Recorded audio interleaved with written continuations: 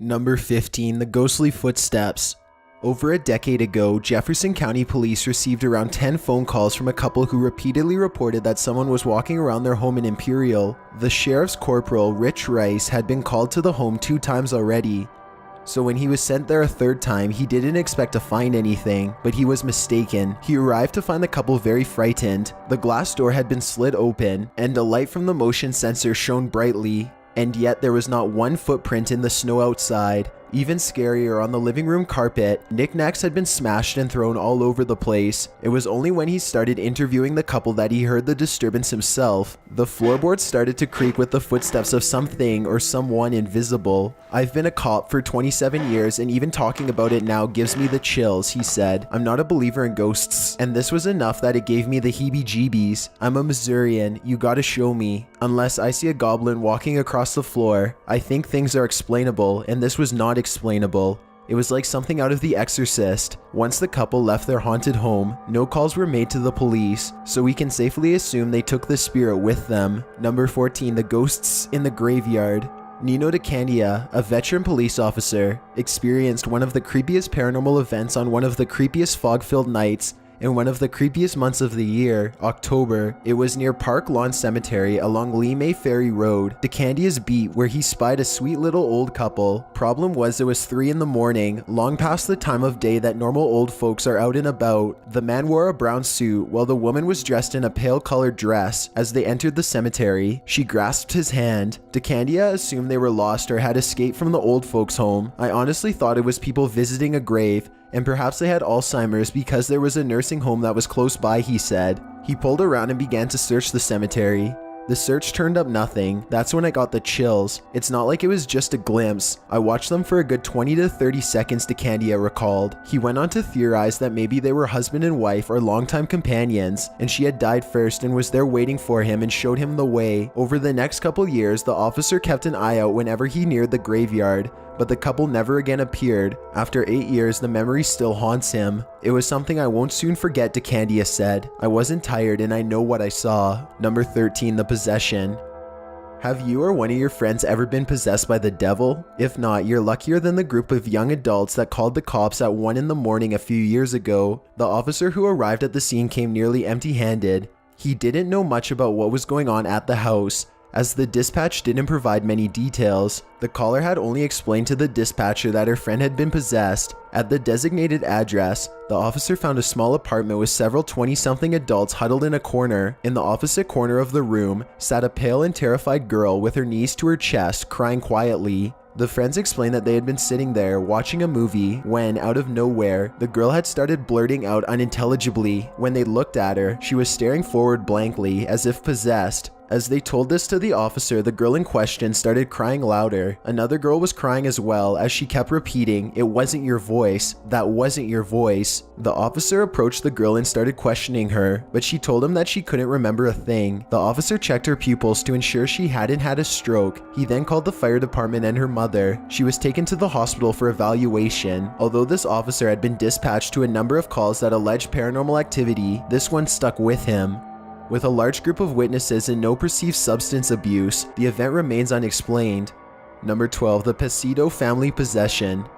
One paranormal event that won't be forgotten soon by the police force in Lee, Massachusetts, happened a few decades ago in 1981. It was then and there that the Pacito family experienced a possession that nearly took their lives. The devout Catholic family had lived in the home for 2 years before the paranormal events occurred. It was only then in March that Louis Pacito started to be visited by a vision of a little boy dressed in all white. Louis was not intimidated at first. After all, the spirit seemed to be a kind and friendly one. But the sweet little boy wasn't sweet for long. The spirit boy morphed into a violent, malevolent being, tall and hunchbacked, robed in black and growling horrible things at the poor Pacitos. The evil spirit also had a title for himself, the Minister of God, but this so-called minister was ungodly as they come. It clawed poor Louis all over her body and threatened the lives of her entire family, including her children. A priest was called in to bless the house, but the minister of God stayed on. This is when the police stepped in. The officers on hand alleged to have witnessed a malevolent force, but of course they could do nothing about it. Ed and Lorraine Warren eventually were called in to help. Their chronicling of the possession lent its inspiration to horror films, including the Amityville Horror and The Conjuring. Number 11. Haunted train tracks. Imagine an old farmhouse out in the middle of nowhere, nothing and no one for miles, and yet somehow you start to hear terrifying screams emanating from within the 140-year-old home. Not only is an invisible entity screaming, but a train is approaching. The blaring blast of the train's horn and the chugging of its wheels, the roaring of its engine are all heard loud as day. With not a track in sight, this is what a family reported in 2007 to the local police.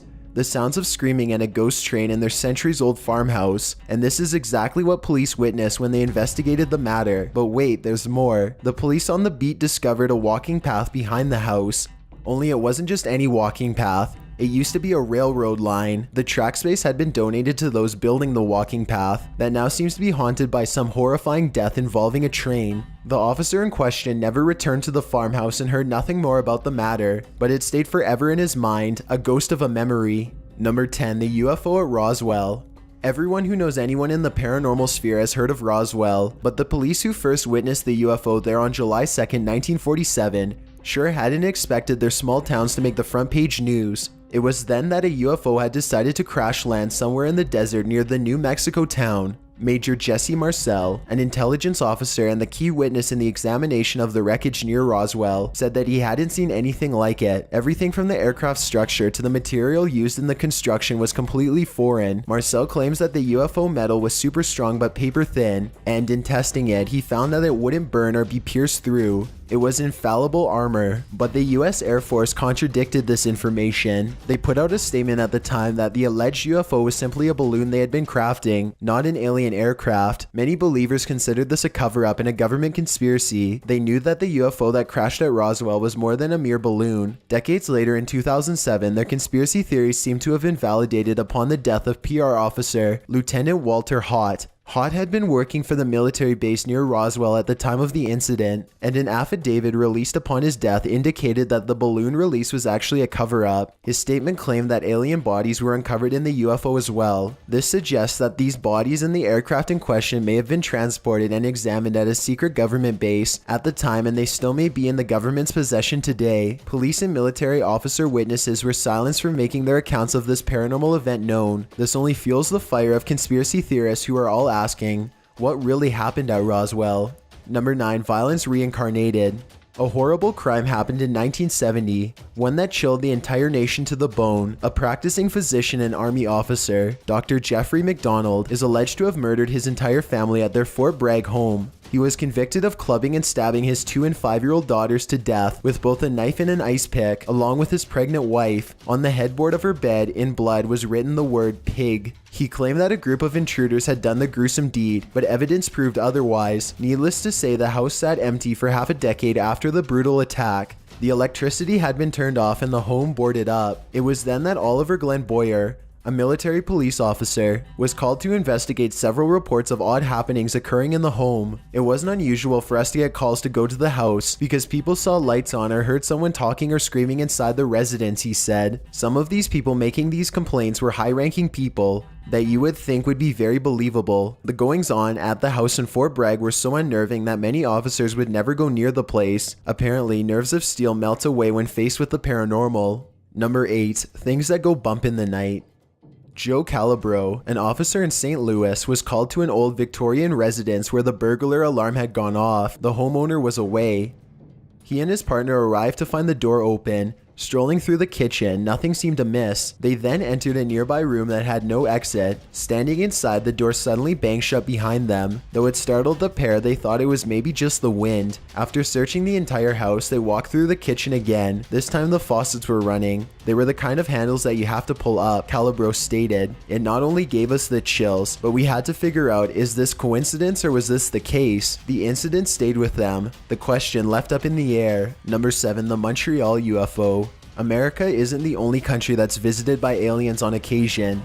Yet another UFO sighting was witnessed by police in November of 1990, this time in Montreal. An unnamed woman was the first one to sight the circular light-beaming object in the sky. She was taking a late-night dip in the rooftop pool of her Montreal hotel when she spotted the UFO that made her choke on chlorine water. She quickly alerted the lifeguard, who in turn called a security guard, who in turn called both the police and a newspaper journalist for La Presse. Wait, it doesn't end there. The police called the RCMP, aka the Royal Canadian Mounted Police, who in turn called the military, who in turn called NASA. Yes, this sighting was so bizarre that the chain of command was followed all the way up to NASA. The UFO was visible for nearly 3 hours and is a notable paranormal event because of the vast number of reliable sources who witnessed it, as well as its concrete documentation. Number 6. Meet Virginia.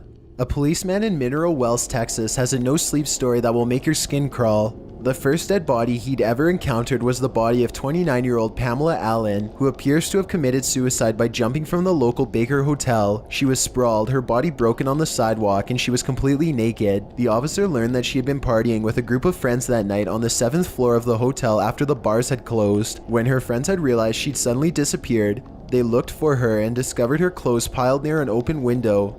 They peered down below, saw her body, and called the police. The only pieces of information they could offer was that someone had overheard Pamela say she had gone to meet Virginia, and talk around town was that Pamela had been having an affair with her boss. No one knew Virginia, and no one had seen Pamela with the man whom she had been rumored to be sleeping with. This information didn't answer the most pertinent questions. Why did she jump? Did she kill herself, or was she pushed? An investigation elicited nothing further, but 5 months later, the same officer was looking at the city's historical archives when he uncovered the following passage. One story involving the Baker Hotel revolves around a woman known as Virginia Brown, a resident at the hotel, who was the alleged mistress of T.B. Baker, the owner and builder of the hotel. According to legend, Virginia was upset over the affair and drunkenly plunged to her death after jumping from the 13th floor. Many visitors to the hotel before its closing in 1972 have reported seeing a bloody woman, sometimes wearing a red dress and sometimes nude, roaming the halls after midnight. Further investigation showed that a hotel ledger from the mid-1900s recorded a Virginia Brown had been a resident of the Baker Hotel. Even creepier, she had stayed in room 714. Perhaps Pamela really did meet Virginia that night. Number 5. There is something in the basement. In 2009, a pair of policemen got more than they bargained for when they were called to a house of a couple who had just moved in. The woman opened the door after they knocked. An expression of complete and utter terror plastered over her pale face. The first words out of her mouth were, "This house hasn't been blessed yet. Something in the basement. What could that something be?" The police pulled their guns and flashlights out and proceeded down the rickety stairs. Nothing seemed amiss as they were investigating the area for 10 minutes or so, waiting, listening for the so-called disturbance to make itself heard. All the while, the owners were shouting from upstairs, claiming it was likely nothing that would happen now that the police were present. Suddenly, the ancient furnace fired up, making some guttural growling noise, like a wild beast. A loud and distinctive banging flared within. From above, the woman shouted, "That's it, can you hear it?" Well, the police explained away the paranormal event for what it was, an old decrepit furnace. The owner wasn't having any of it. She fled the house, reasserting that she needed to seek out a blessing from a priest before she returned to the haunted place. And still, the question remains, was it the furnace, or was it something else lurking in the basement with these two unwitting policemen that day? Number 4. A ghost in the old county jail. Cascade County in Montana is no stranger to ghost stories, and its sheriff, Bob Edwards, has witnessed plenty of them. One of the most chilling happened in the old county jail. An apartment for the sheriff stood on one side of the building, while the jail cell stood on the other. At one point he lived in the jail and was in the upstairs apartment getting ready to settle in for the night, when outside the door he heard footsteps creaking up the stairs. "I figured someone was trying to play a trick on me," Edwards said, "and I opened the door really fast and was surprised to see that nobody was there. I went whoa, and it freaked me out." Deputy Mike was downstairs, so Edwards went and asked him if someone had been upstairs. "You are the only person up there, Bob," he responded. "Nobody is here. That's what Mike thinks." Number 3. The mist in the hospital cell. That wasn't the only paranormal event that these officers witnessed in the old haunted jail. He and Mike also spotted a strange white mist drifting through the air of the hospital cell on the video monitor. To Edward, it looked like cigarette smoke. Mike went down to investigate while Edwards watched on the monitor. Mike couldn't really see the mist in reality, but when he lifted his hands towards it, the mist disappeared on the monitor footage on Edward's end. I had massive goosebumps, Edward said. When recalling the paranormal events that happened in the haunted cell, here I am, a big tough detention officer in charge of 200 guys in jail, and I'm worried about this mist. Edward wasn't the only big tough detention officer who was worried. Many of the officers at the jail had experienced similar disturbances, and none of them can be explained. Number 2, the Trumbull County UFO. The police force of Trumbull County, Ohio, was on the receiving end of a deluge of phone calls on December 14th, 1994, at around midnight. Did a murder happen? No. A terrible traffic accident? No. Was there a catastrophic event of some kind? No, no, and no. Rather, every single one of the calls were alleging that a low-flying UFO was quickly descending and would soon land. The dispatch operator on duty, Roy Ann Rudolph, believed the supposed UFO was likely a simple balloon, toy helicopter, or another ordinary flying object. But being that many people had not shrugged it off as such, she sent local dispatch to investigate the matter. The first officer on the scene was Sergeant Tony Miloro. He spotted the odd piercing light and decided to follow it along Sampson Drive. He was advancing on the UFO when his cruiser's engine went kaput. He'd never had trouble with the vehicle before, so he tried to restart it. Suddenly, the blinding night shone directly above him, startling Sergeant Miloro out of his vehicle. He glared up at the circular aircraft, the source of the light. Half a minute passed like this, with the officer glaring at the blindingly lit object, and the object simply hovering overhead. Then, as suddenly as it had come, it disappeared without a trace, flying away speedily with no sound at all. Miloro wasn't the only officer to report on this UFO. 14 to 15 officers on the force had crossed paths with it that night. So what was this phenomenon? We'll likely never know. Before we get to number 1, my name is Chills and I hope you're enjoying the video so far. If you've ever been curious as to what I look like in real life, then follow me on Instagram at DylanIsChillinYT with underscores instead of spaces. I also have a Twitter at YT_chills where I post video updates. I'd really appreciate it if you followed me, and feel free to send me a DM if you have any questions or suggestions. If you'd like to see more of these videos in the future, then hit that subscribe button because we upload new countdowns every Tuesday and Saturday. Number 1, leave the home. One police officer was called to what he believed would be your average neighborly dispute, only to find that the real neighbor was an angry spirit. When he arrived to the home, he found a professional and seemingly rational woman who complained about her neighbors being racist assholes, yelling threats at her through the walls whenever she was home. The cop did his cop thing, repeating questions throughout to ensure that she kept her story straight and wasn't lying. According to the woman, she had been living in the home for nearly a month, and every single time she was at home with her husband, the neighbors shouted, "Leave the home." The couple had grown worrisome of such hostility. They had even gone so far as to shoot her 24 case of soda with a pellet gun, making 4 of the cans explode. She had left her groceries near the back door as she loaded them into the kitchen and returned to leaking cans. This is why she called the cops that day. To the officer, her story seemed legit. Upon investigating the matter, he found the cans were completely sealed and smashed to smithereens. There were no pellet holes in the can to indicate they'd been shot, and it was a beautiful day, so extreme heat or extreme cold likely had nothing to do with the exploding cans. Questions abundant in the officer's head. Were they, as the woman claimed, damaged by the racist neighbors, or was something more sinister going on? The cop investigated further by visiting the neighbors. He found them to be the 2 sweetest old women in the world and of the same race as their neighbor, so likely not the racist assholes she alleged they were. The officer returned to the complainant and asked her if the voice was male or female and where it was coming from. She replied that the voice was male and it was coming from the direction of the old ladies he just left. The complainant added, "He sounds so pissed off all the time." The officer then took the woman over to the neighbor's house and introduced them. They never met. He explained to the old woman what was going on, and one of them looked directly at the officer and said, "John said that happened to him before he passed." Cue the goosebumps, the spidey senses, the horror. She went on to explain that the previous homeowner had told them that he had heard something screaming at him to leave the home. This was shortly before he overdosed on sleeping pills that sent him drifting off to eternal sleep. Well, the threatening spirit wasn't exorcised from the house that day. The officer cleared the old ladies of any charges, and not long after, he drove by the house and saw a for sale sign out front. The complainant was lugging boxes of her belongings to a moving truck. They exchanged a wave, and that was that. The officer was left to wonder if the spirit stayed on to torment the house's next occupants. Thanks for checking out this video. Be sure to subscribe because we upload new countdowns every Tuesday and Saturday. Or if you're still not convinced, here are some of our other videos that I think you'd like. Enjoy!